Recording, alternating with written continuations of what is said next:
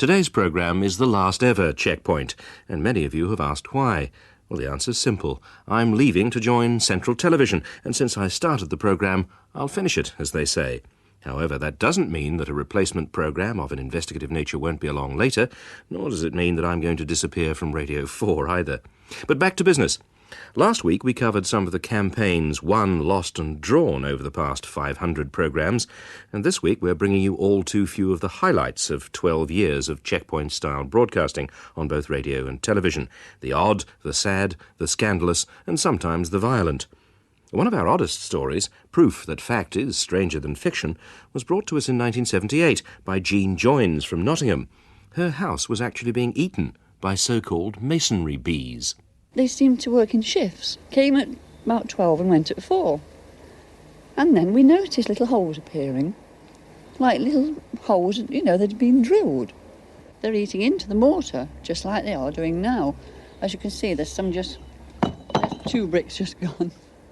Well, I was quite horrified. And as you can see now, we've got half the wall demolished and about a 4-foot hole through into the house. It has made me actually feel so ill. I'm just smoking all the time, and I'm taking Valium tablets. Normally, I'm a very happy person. No, it is very, very... You see, there goes another one. Now, that's another thing. Can you imagine if that were to go on anyone's head? I am utterly disgusted at the way we've been treated over all this, both by the council and the insurance company. Even odder was the insurance company's reaction. She wasn't covered, said claims manager Frances Bailey, for bee damage. She'd have been better off if her house had been charged by a wild animal. You mean like a rhinoceros? She'd been better off with a rhinoceros, yes, there'd be no question of that. Because we have an open cover, damage by animals, impact by animals. Because the rhinoceros would have to take a charge at the building before we would admit that there's liability. But if the rhinoceros just nibbled away the mortar with his horn, no cover. Now, if these bees, like the rhinoceros, had charged the building, then that would be within the impact cover, and we could do something about it. We would give the claim sympathetic consideration. It's purely and simply that there's been no impact, and therefore we're very sorry, but we just can't make any payment. A classic example of gobbledygook, and so was our next example from 1979, though it had far more serious consequences. Filipino faith healer David Elizaldes and his Cypriot wife Helen claimed to be able to heal all ills by plunging their hands deep into their patients' bodies using the power of psychic surgery. This power enables us to just concentrate and the body will open where it's directed to. There is no cutting of any skin cells. It's actually a parting of the cells. So naturally, when we withdraw our hands, the cells go back to their natural state, so there is no scarring. The Elizaldes, who'd been brought to Britain by the Spiritualist National Union, cruelly disappointed many, but nevertheless managed to persuade the Spiritualists' leader, Gordon Higginson, that they were genuine miracle workers. Mr. Higginson underwent an Elizaldes operation for a problem with his leg. But unbeknown to him, during the filming of several operations, we'd managed to obtain samples of blood and so-called tumours. Forensic analysis proved that the operations were an elaborate hoax, in that the tumours were chicken giblets, and the blood from Mr. Higginson's operation, for example, came from a pig. We relayed this information to Mr. Higginson and to the Elizaldes at Spiritualist headquarters. Well, that I wouldn't believe. What would your reaction be then? Well, I would think that's very strange, although I've heard that the structure of the blood does change. But, no, I'm surprised by that also. Yes, I'd be very surprised about that. You're saying that one of the world's leading forensic laboratories has got it wrong? Yes, I do. Well, And the only other conclusion is that either they've got it wrong or they haven't, and we don't think they have because they're experts in the field, or you're a pig, which you're plainly not. No, I think they've got it in the wrong. I think that most of these people will not admit to real truths of the fact. I know that it is genuine. There is no possible way that it can be faked. But there was no controlled testing done here? No, I personally, you see, I am convinced I don't need to test because I'm quite convinced that it was genuine. You can put your hands on your hearts, both of you, and say that you're not actually misleading anybody. We're not actually misleading anybody. It's absolute nonsense for anyone to even think it. After the programme, however, the Elizalde's nationwide tour was cancelled. The police announced that the couple would be arrested if they ever returned, and a number of former believers realised too that they had succumbed to cynical emotional manipulation and a large dose of gobbledygook. Here's another. I know where the Holy Grail is. What was that? I know where the Holy Grail is. That was Andrew Fox, who claimed to run a television and journalist training school, literally prancing around his studios in search of the Holy Grail, as in 1982 he attempted to avoid pertinent questions about how he cheated his many pupils. Eventually he also led us a dance round the back streets of West London, and ended up, much to my surprise, in my own sister's nearby flat. Another extraordinary media story formed the basis of one of a number of associated programmes in the Checkpoint mould. This one, called Rock Bottom in 1979, told the story of Manchester-born pop impresario Don Arden, self-styled Al Capone of pop. This much-complained-of man had taken enormous financial advantage of his clients, who included the Small Faces, the Nashville Teens, and Lindsay DePaul. All knew his threatening and sometimes violent methods well. He'd agreed to an interview by transatlantic telephone, but when the time came, he'd changed his mind, and the promised reasonable answers to reasonable questions were nowhere to be heard. Roger Cook, you go f*** yourself. You're already guilty of slander, and you will be served with a writ very shortly. That's very kind of you. Perhaps you'd like to answer some of the complaints about you that go back a very, very long way. Mr. Cook, you want to fight me, then you fight me. But remember one thing, when you fight the champion, you go 15 rounds. You've got to be prepared to go the whole way. Quite happy to do that. You think that it's the end of it after you've done your program, you're mistaken. Now, you say what you like, right? I don't have to answer to you or anybody. You've been warned. I'll take you with one hand strapped up my arse. You're not a man, you're a creep. I'll tell you something, that I am paying artists £2,000 a week at the moment to keep them alive, just in the hope that they might become big in this business. There are many people around who expected you to do just that in the past, who had contracts with you to do that, and you didn't. You are a liar, and they are liars. There's no need in continuing this conversation. You obviously have a personal vendetta against me. No, I don't. I'm simply representing complaints that have been put to me by other people. What I think is neither here nor there. Your intentions are to destroy me, if you can. That strikes me as being rather paranoid, actually. No. I'm not paranoid. If you can hear your voice is full of evil intent. We are leaving this now in the hands of my lawyers and the head of the BBC. From whom, via me, he claimed $12 million in a long-running lawsuit. I'm happy to report he didn't get a cent. Another media-related story, going back to 1974, centred on a vanity publishing company called Atlantic Press, which somehow managed to persuade a number of would-be poets to pay £30 a time to have 60 lines of immortal verse immortalised by having it microfilmed and buried in a time capsule in Tibet. Burials of another sort were the subject of a rather macabre programme in 1973, which uncovered the cruel and tasteless practice of high-pressure selling tombstones right at the cemetery gates immediately after a funeral. You can't have loved Uncle Fred very much if you won't spend £1,000 on a marble memorial for him. Mind you, the once proud War Memorial Hall at Aviemore in Scotland isn't quite what it used to be, as former Battle of Britain fighter pilot Sandy Lindsay explained to us in 1976. In the course of a programme on Scotland's feudal system, Sandy explained that because of their position, the landowners, or feudal superiors, could buy and sell anything they pleased, even something given to the community in perpetuity. Speaking as a vassal, there is no other place in the free world where people not only call themselves superior, but in actual fact are legally superior. We had a dreadful example in Aviemore, whereby the local war memorial, which took the form of a public hall, its lease came up, and the hall then became the property of the landowner, without any compensation of any kind to those who subscribed to this worthy aim. Our war memorial is now a supermarket and laundrette, which, I mean, the old soldiers can get their shirts washed, which is more than most people can say about their war memorials. So much for the community's investment in long-term memories of their gallant loved ones. Dubious investments were also the subject of a checkpoint-style investigation for Newsnight in 1981. The villain of the piece here was a Brighton antique dealer called Christopher George Harris, who'd become the international distributor for fake Japanese ivory carvings. Many an investor was persuaded to part with between £700 and £800 for replicas worth about a fiver. Mind you, they were good, so good, boasted Mr. Harris, that he'd fooled Christie's and Sotheby's with them. He invited our film crew into his shop for an interview and then called the police instead. I've got about 4 men broke in my shop with cameras and everything. Nobody broke into his shop, Mr. Harris. You won't even leave the shop. There's an absolute madhouse here. Is it? Doesn't look like a madhouse to me. Christopher George Harris. Doesn't look like a madhouse to me, Mr. Harris. 217 Preston Road. Nobody broke in? You don't believe it. It's unbelievable. It's like the bloody mafia down here. Does it look like the mafia to you, it does to Mrs. me. Harris? This is my private property. Would you please leave my shop? You hadn't asked before, and you did physically manhandle me out. Trouble, please. The only trouble you're in, Mr. Harris, is trouble you got yourself into. Can you get out of the shop?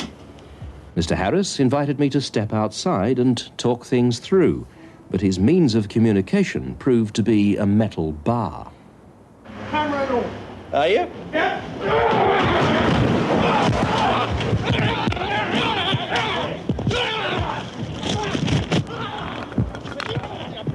Come on, let's go! Let's get some out of this! Come on! Come on, you pig!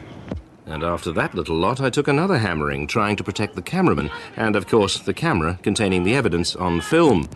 And here's the catch-22 for budding checkpoint presenters. When the police arrived and asked if I'd like to press charges for what turned out to be 3 broken ribs, I had to say no. Otherwise, the film would have been part of the evidence in a serious criminal case, and we couldn't have made our programme. And that sort of thing has happened no less than 16 times in Checkpoint's checkered history. I escaped damage on another doorstep with the help of a villain's wife. Brian J. Muller, sometimes called Midler, was the proprietor of a £1 million classic car auction firm called the Victoria Carriage Company, which had built up an unenviable record for cheating its customers. When I called on the massive Mr. Muller at his magnificent Surrey mansion, he charged out of the door like a wounded buffalo, with his wife clinging to his back. Brian, stop it, Brian! Will you please just leave me alone? Brian! Brian, I followed the police! Brian, please! Brian! Brian, you're giving yourself away! Steady. You're giving yourself away. I'm phoning up the police. Brian. You've given yourself away, I'm afraid. I'm phoning up the police. You are trespassing here, so would you kindly leave my property, right? And if you have something to say, you come on Monday morning to Victoria, right? Goodbye. You get no answers at Victoria, Mrs. Midler. After the programme and the spectacular collapse of the Victoria Carriage Company, we received a visit from Mr. Muller. This time he wanted help. The rival auctioneer employed to dispose of his assets also needed investigation, he claimed. But by that stage it was too late. That firm too went bust a few days later. Which reminds me of the story of Revolution Oil, a company which sold extended used car warranties which weren't worth the paper they were written on. They'd taken £12 million in premiums, but within days of our second programme on them in 1978, they'd literally done a moonlight flit from their exclusive Harrow-on-the-Hill headquarters. Vacant possession was the specialty of 2 council officials exposed in Checkpoint in 1981. Miss Sally Bowden, a Surrey County Council home help organiser, had a very profitable sideline in acquiring the properties of some of her elderly clients for a knockdown price. She was greatly assisted in this endeavour by the fact that the homes she bought had all had closing orders put on them by Mr. Stanley Baker from the Elmbridge Borough Council. Those closing orders meant that the houses were considered unfit for human habitation and were therefore available empty and cheap. They could then be done up and sold off at a hefty profit when the closing order was removed. No one had been able to prove the connection between these 2 officials, but we did, and we even discovered Miss Bowden and the allegedly happily married Mr. Baker canoodling in the garden of their palatial love nest in Ripley. Good afternoon. Are you Miss Bowden? My name's Roger Cook from the BBC Checkpoint programme, and I've come to record an interview with you and with Mr. Baker. I'm on holiday at the moment, so I'm on holiday. Yes? So I'm not prepared to say anything at all. Fairly serious accusations have been made about the way you have acquired properties and about how closing orders put on by Mr. Baker may have made them cheaper for you and also may have ensured vacant possession. I'm not prepared to say anything to you. Mr. Baker, My name's Roger Cook from the BBC Checkpoint programme. I'm recording an interview now about the way that houses have been acquired following closing orders sometimes put on by you, and how houses have been acquired very cheaply. I suggest you put your complaints in writing to the council. Well, you're the person who ought to be answering questions. You do as I say. You put it in writing to the council. And off they strolled arm in arm towards the oak-panelled front door. Will you clear off? Now, go on. Pardon? How was this place paid for? Was it paid for out of profits from your house dealing? Sorry, I am. Mine, because I think they're the sort that put their feet in the doors. We don't put feet indoors, but people do slam it in our faces. After the programme, Mr. Baker was dismissed for gross misconduct, but Miss Bowden, the other half of this dubious duo, was not. On the subject of councils, we learnt in 1981 how the Masons seemed to be running the London Borough of Newham to their advantage, particularly in the field of housing. And back in 1977, both on Radio 4 and BBC One, we heard the heartrending story of Yvonne Sutton, who lost her home through no fault of her own and was reduced to living in a tent. When her money ran out and her husband lost his job, she couldn't adequately look after her children, who were taken into care. She then didn't qualify for rehousing by Cardiff City Council because technically she had no children, and she couldn't get them back because she had no home for them. A good and caring mother by all accounts, she battled on for several years. They've told me that until I've got the custody of the children, I can't go back on the council list. Because the social services are willing to put my name forward, but until I got something in writing to say I got the children, they don't want to know the council don't. And, well, this is what it goes on and on and on. I'm not too bad at the moment. I get my depressions. I really do. I could break down. The first thing I want to do is run and leave my kids. It's an awful thing to say, but self-preservation, I just think, pack your bags, Yvonne. Just think you could get out and have a good life for yourself. No thought of the children until I sit down and think, well, I couldn't do it. But, you know, if I was one that I'd go on the spur of the moment, I'd have been gone. But I have bad bouts like that, you know. It's really bad. After the programme, Yvonne's husband was arrested and subsequently jailed for spray painting a slogan on Cardiff City Hall which said, prophetically, "Homelessness breaks up families." But an extraordinarily generous listener in the West Country actually gave Yvonne a house of her own. Listeners were also extraordinarily generous to grandfather Jim Blackburn, who struggled against appalling odds to look after his son, reduced to the equivalent of an incontinent 3-year-old by a medical mistake. And following the death of their mother, he also took on his son's young children. Jim had shown the kindness and patience of a saint. However, the solicitor who said on that programme that he'd take on the case, his predecessors having got nowhere, has now dropped it himself, and the legal battle grinds on. As it does for John Zachary DeLorean, the subject of a special programme in mid-1979. At that stage, it wasn't done to criticise Big John, the white hope of Northern Ireland industry. We did, however, well before anyone else, with memorable quotes like this one from New York stockbroker David Healy, who knew DeLorean's past performance well. We've been approached here by several potential investors in the DeLorean project, and frankly come to the conclusion and told these potential investors that it would be a great deal better if they put the money into booze and broads because the return would be the same and they'd have more fun. Big John, of course, speaking from his plush Park Avenue headquarters, saw it differently. Yeah, well, that's because I really don't think they understand the mechanism. I think we're making an important and constructive contribution to the state of the automotive art. We're also reaffirming the fact that free enterprise, I think, still works in this Western world. Even if it's heavily government-backed? Well, I think that for the kind of business we're going into, it almost has to be heavily government-backed. I just pray to God that they spend it intelligently instead of continuing to pour more money and subsidizing businesses that are losers from day one. Of course, people know that I've always lived up to my word and that I'm a man who's capable of doing what I say. So that's the reason we are not going to fail. The rest is rather expensive history and the subject of continued litigation, as is the fate of the investors in Club JR, the almost non-existent holiday and retirement paradise in Spain.